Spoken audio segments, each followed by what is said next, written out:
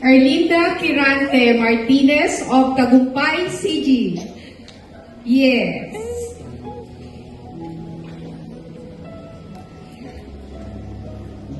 Si Linda is bago to FS.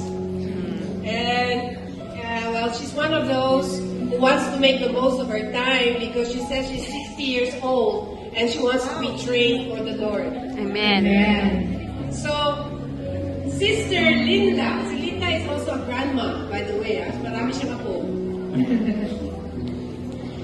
Sister Linda Martinez of the New Cell Group, Tagumpay. Have you trusted si Jesus Christ as your Lord and Savior? Yes, I have.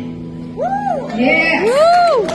Her choice of verse is, ang sinabi niya sa choice of verse ni Linda is very, very appropriate sa kanya because she says, teach us to number our days that we may gain a heart of wisdom. Actually, sasabihin ko sana, yung first verse niya is thou shalt not kill.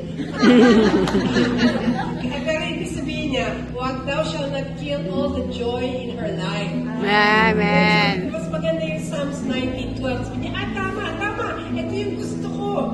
So, that's why everybody shall read that. Teach us The numbers our days, that we may get a heart of wisdom. Sister Linda, upon the confession of your faith, and in the sight of God and our brothers and sisters